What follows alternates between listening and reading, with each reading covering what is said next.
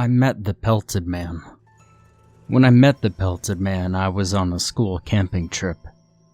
The name of the lake has slipped my mind, but we were camping there for 2 days and 3 nights. My cabin was on a hill which had bunk beds all across the walls. 3, I believe. 6 beds in total. The campsite was the highest budget, but it was a school tradition to go there every year, and our class was following it. Alright, campers. For our next activity, we're going to be getting firewood, our instructor said, a tall man with glasses and a goatee. Why? Terry, my friend, asked, puzzled. Marshmallows. Also, you kids have to do these certain wilderness tasks on every wilderness camping trip, it seems. Pretty sure it's in the Constitution or something. A few students muttered to each other in agreement. That did sound like something that would be in there. Okay, 4 to a group. We'll meet back here in 40 minutes. You guys need chaperones? He asked, scratching his goatee. Sarah, a girl from my grade, spoke up nervously. Wouldn't that be safe? Yeah, probably, but we don't have the budget for that. You'll be fine, the instructor said absent-mindedly. Alright, scram, go get some firewood. He chewed on his gum, turning around. And with that, my group of 4 departed, down the path where we'd seen some branches on a walk earlier. It was me, Terry, Bryce, another one of my friends, and Ethan. Now, I wasn't particularly friends with Ethan. I didn't even like him. He seemed to only exist to make other people's lives harder. And that wouldn't be different here. So, Bryce, have you heard the legend about the Pelted Man? Ethan said, gripping into Bryce's shoulders as we walked. Bryce flinched for a second before turning to look at Ethan. No, what's that? He asked, cautiously curious. I didn't want to give Ethan attention, but the name made me curious. I kept an open ear as I walked, listening to what Ethan was saying. Well, they say the Pelted Man has the power to control wolves. He lives in these woods. He's apparently lived with them for centuries. He owns them, basically. We're just visiting them. He waved his hands in a stereotypical spooky way. Yeah, right, I said, speaking up. And what, he's gonna come kill us tonight while we're all sleeping? This isn't an 80s horror movie, Ethan. Terry gasped in mock shock. Wait, what if this is an 80s horror movie? He clapped his hands to his face and dramatically fainted into my arms. Oh no, I laughed, catching him and shoving him back to his feet. Bryce giggled slightly, covering his mouth. Right, Ethan. Why exactly are you telling us this? Is that all there is to the story? It's not a particularly good one if that's so. I put my hands on my hips. Ethan pushed his glasses back up to his face, and they fell back down, which promptly led him to just readjusting them, embarrassed. Oh, there's more to the story, Andy. Ethan grinned, running ahead of us a bit before turning around and grabbing a stick off the ground. Apparently, he's a werewolf. The 3 of us stared blankly at him, thoroughly underwhelmed. Yeah, werewolves aren't that scary anymore, man. They're just furries, but less colorful. Terry reached down to pick up some sticks off the ground, keeping them underneath his arm. Not that I'd know anything about furries, though. You guys aren't letting me finish, Ethan said, running back over to us, carrying sticks. Okay. You see, this was the problem with Ethan. He always wanted to be the center of attention, even when nobody else cared. Right, so you know about werewolf skin? He said. Werewolf skin? Bryce asked, raising an eyebrow.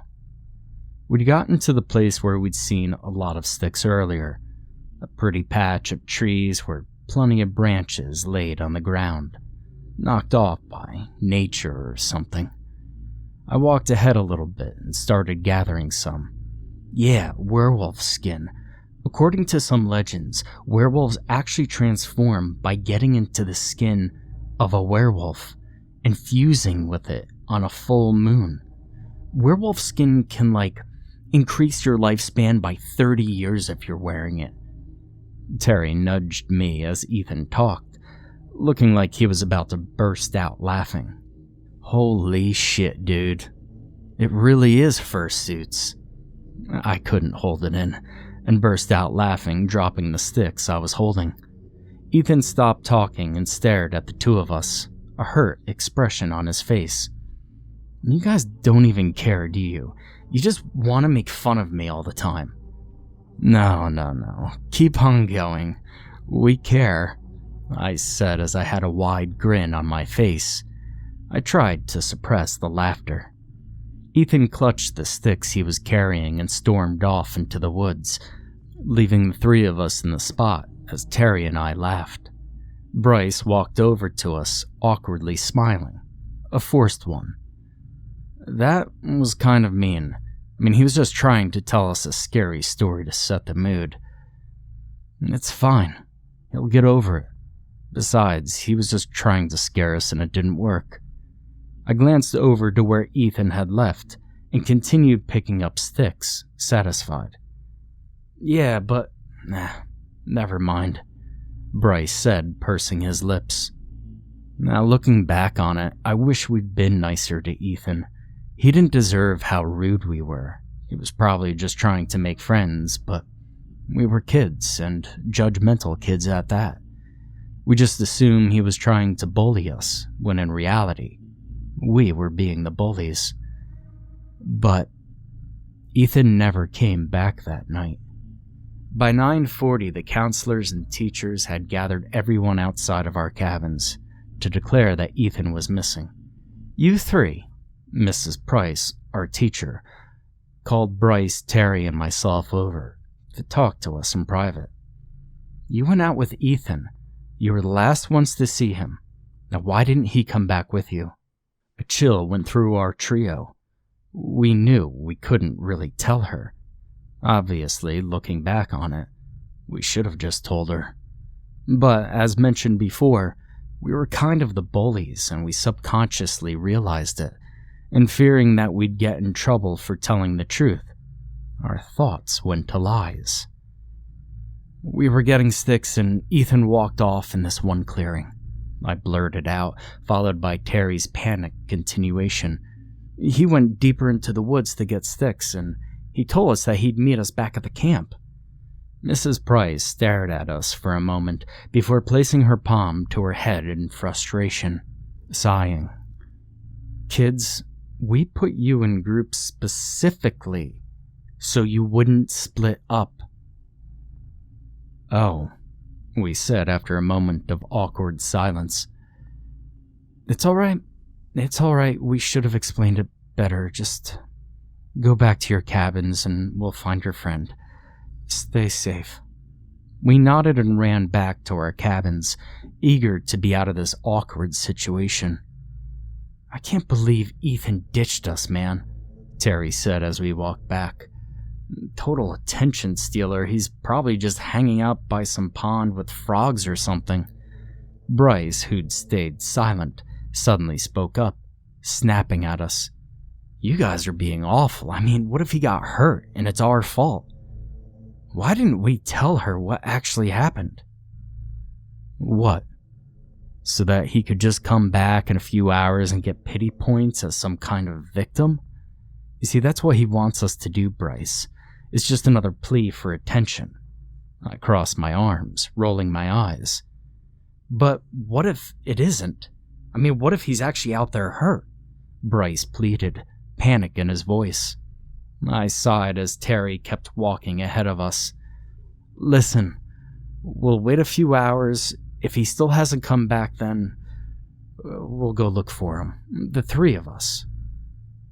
You promise? Bryce asked, breathing heavily from stress.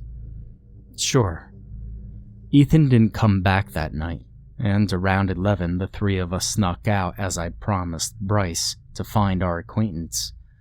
We retraced our steps, being careful so the teachers and counselors wouldn't see us. Once we got far enough away from the campsite, I got out my phone and turned the flashlight on, shining it around.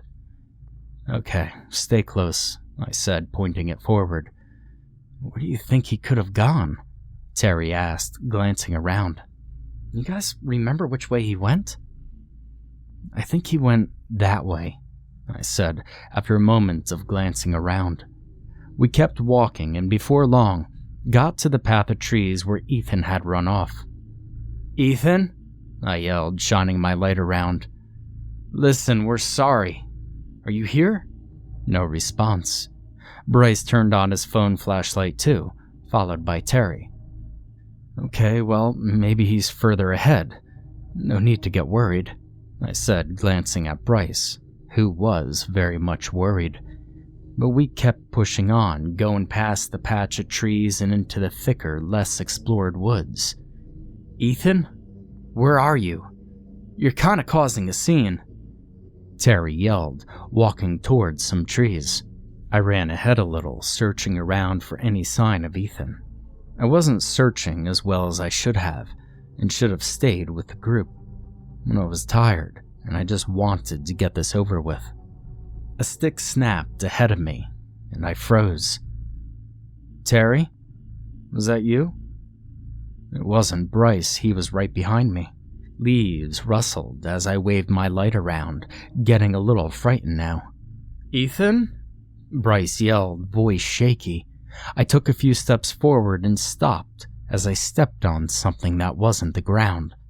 I slowly looked down, hand trembling, to see skin laid there.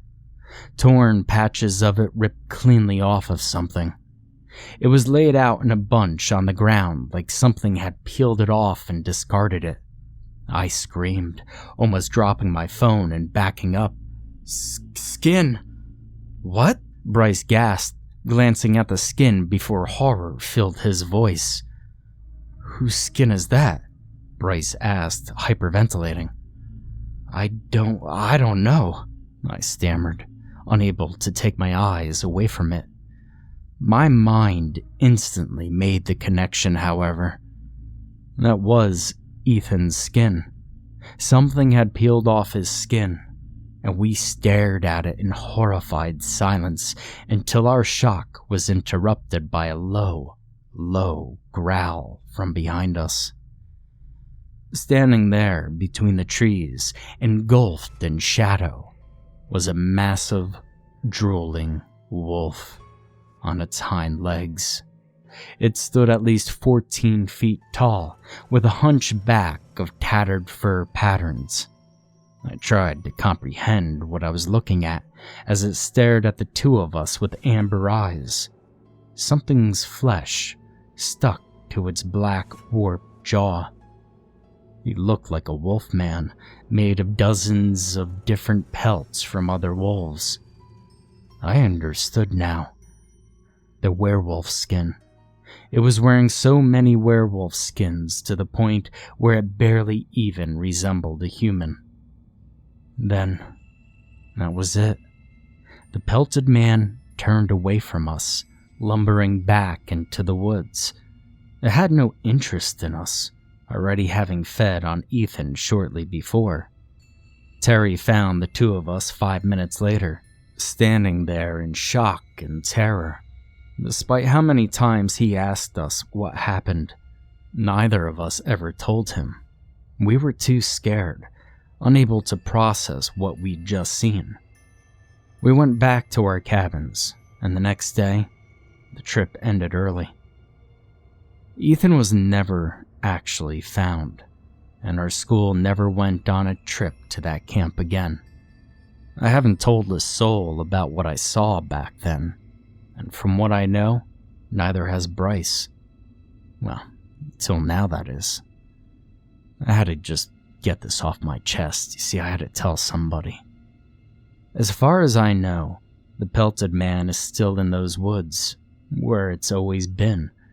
It was there before we came there, and it'll be there long after. Myself, I have no plans to ever go back there, not to risk myself being devoured by this thing, this wolfing monstrosity or whatever it is. I still remember those gleaming amber eyes staring at me from the darkness. And as I stare back, I can remember Ethan's words. He owns the woods. We're just visiting them.